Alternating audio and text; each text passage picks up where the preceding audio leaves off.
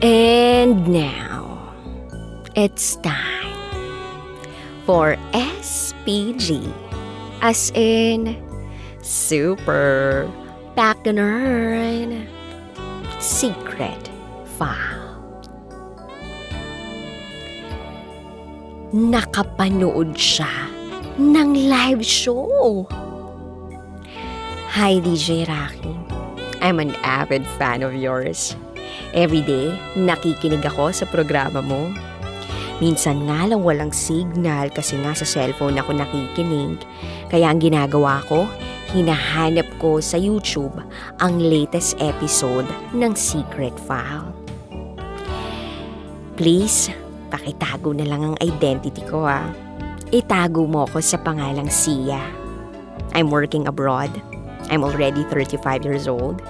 And this is my SPG, as in Super Bacchanal Secret File. So eto nga, I just had this wild experience. Natawang-tawa pa rin ako sa sarili ko. Na ni sa hinagap, never kong na-imagine na magagawa ko. Since I'm a caregiver abroad, once a month ang day off. Pero nagka-pandemya nga at dahil nagpapagawa ako ng bahay, nag-decide ako na wag na muna mag-day off. Kaso nakakainip din nang walang day off. Nakakamiss lumabas. Lalo na yung makasama sa jowa. By the way, si jowa ay 44 years old na.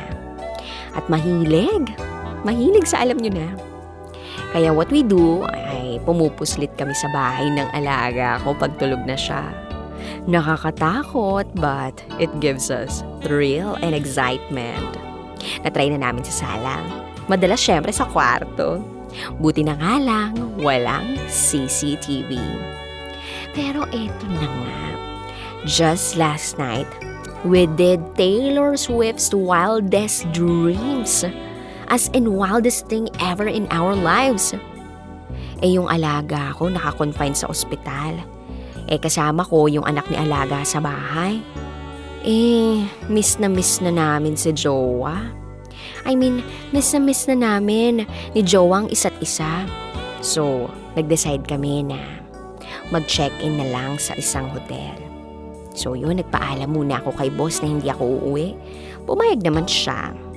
So sakay ng kotse ni jowa, nag-ikot-ikot kami. Naghanap kami ng hotel. Kaya lang sa kasamaang palad, 10:30 na ng gabi, wala pa rin kaming nahahanap. Fully book. Tapos, yung iba, sarado. Kaso sabik na kami sa isa't isa. So ang sabi ni jowa, kumain na lang daw kami sa tabing dagat. Tapos, uwi na. So, I was thinking, sa kotse na lang kaya. Para may thrill. Pero iba pala ang nasa isip ng loko. Nung nasa tabing dagat na kami, naglatag siya ng sapin sa buhangin. Kumain muna kami. Napansin kong may couple din sa kabilang side. Nagmo-moment din. After namin kumain, kwentuhan. Then after nun, hinalikan niya ako. Smack, tas kiss.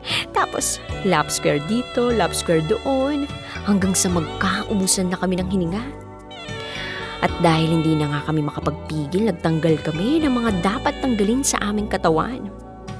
Naisip ko, since nasa tabing dagat naman kami, dapat meron akong act na para maglalaro muna ako sa dagat para hindi halata. So yun nga ang ginawa ko. Maglaro sa dagat para hindi halata ang aming gagawin. Naglaro-laro nga ako. Dinama ko muna ang hampas ng tubig sa balat ko. Habang inoobserbahan ng couple na kasama namin sa hindi kalayuan. Hanggang sa tumayo na ang couple. Akmang aalis na. Nang maramdaman kong nakaalis na sila ay bumalik na ako kay jowa. Ayun, haplos-haplos hanggang sa nag-lap square doon, nag-lap square dito. At ayun, tinanggal ko na ang pen, Sarah pen. And since nakatayo na ang batuta ni tatay, mabilisan akong pumatong at nangabayo. Basta mabilisan ng lahat. Mabilis pa kay The Flash. Then boom! Solve na.